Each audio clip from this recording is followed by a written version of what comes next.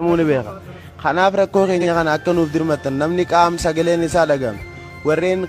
irra xiyyeeffatee warra abbootiin amantaa aktiivistoonni hooggantoonni paartiilee namni sagalee qabdan dhageettii warri qabdan waan kana akka nuuf dirmatan nuti akkana keessa jirra hundi keenya akkana keessa irra jechuudha hanga qaamni saalaa namaa citee akka itti fincaan bahu dhaban irra keenya jirra jechuudha. Rakkoo keenya kana agartanii cal jettanii yommuu tatteessan hedduu namatti ulfaata gaafa guyyaa bal'inaa qofa wal faduun gaarii miti sheer godaadaa waan kana nama qaama dhimma ilaallatu biraan akka nu geessan wanni kun rakkoo hammaatte rakkoon hammaatteeti wanni amma isa keessa yaa'u kun maamama jechuudha harka isaa keessa malaatu yaa dhiigaa keessa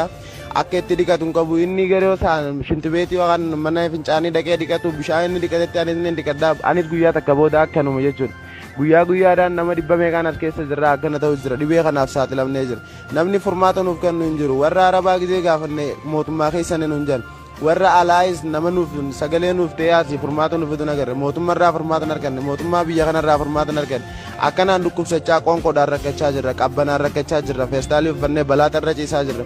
kana osoo akkana rakkoo kana idiliin jirru dhukkubni gizee nuuf irratti hidhame hedduu baay'ee nu achisaa jira hedduu yaaddooyneesii dhiphanneesii ammaan tana akka if goonu dhabne wantuma bakka takka nu dhufu dhabne malee akka if goonu dhabne ammaan tana wanta bakka takkatti if fixuu geenye jirra jechuudha. Kanaaf furmaata akka furmaata nu taatan akka sagalee ta'an akka nuuf dhaqqabdu ammatti jechuudha. Yeroo gabaabaa keessatti furmaanni yoo nuuf hin dhufne taate hundi keenya akkanaan gara biyyaa galla jechuudha. Meesheer godhaa ijoolleen Oromoo atis baru kaas keessa jiru carraan kun si eeggata waan ta'eef anis jireenya koo jijjiiruuf hin dhufe waan biraa takkaaf hin dhufne akkasiin mootummaan akkana waggaa guutuu as keessa turre akkana ta'uun keenya hedduu takka nutti mul'ata anis akkasuma namni hundi dadhabee amma obboleessa keenya hedduudhaan taa'uu hin danda'u qaamni saalaa hundi isaa madaadhaa qaamni isaa bakka takka hin qabu bakka waan akkanaa kanarra jirraa jechuudha laal wanti hundirra jirru waan salphaa miti waan ulfaataadha ijoolleen teenya sheer godhaadhaa miidiyaalee adda addaa jalatti nuuf ergaadhaa warreen dhageetti peejii gurguddaa qaban jalatti nu ergaadhaa namni ala jirtan nuti jawaalee hedduu waan hin qabne Dr. Awwalaloo farra nu ergaa Profeesar Iskeel farra nu ergaadha wanti kun akka sagaleen keenya kun nu dhagahamu addunyaa biratti jechuudha.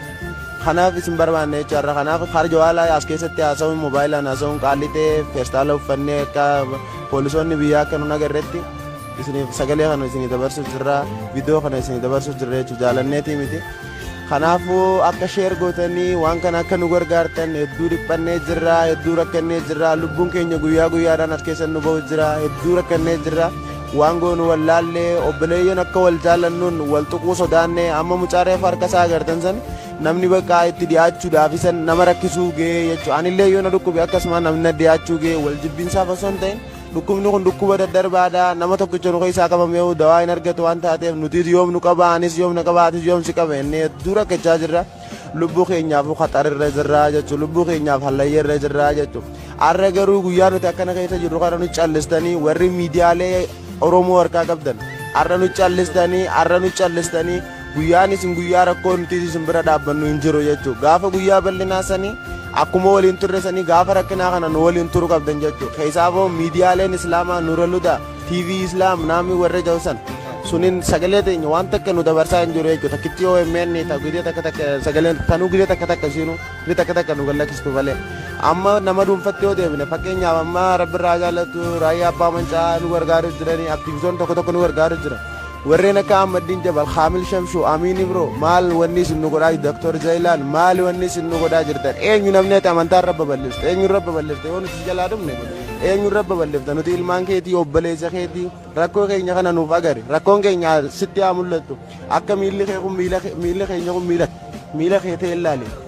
akkasin laalaati warri mootummaa bira dhageettii qabdan sagalee teenya tan wal fuudhaa paarsantii 85% uummata Oromoo akka ta'e ni beektan ijoollee shabaaboo waggaa 30 gadii akka ta'e ni beektan mana hidhaa Saudi Arabiyaa kana keessa namni jiru namni hundi beekamaadha jechuudha kun sabni kaawwaa xiqqoo nuti paarsantiin 85 Oromoodha ijoollee Oromooti ijoolleen as keessa madooyitee kana ta'u jirtu tun hundi ijoollee Oromooti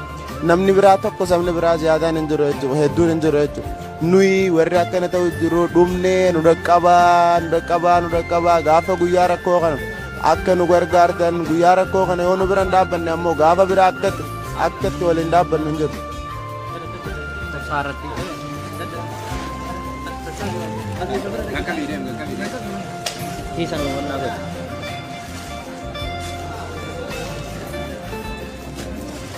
Ulah.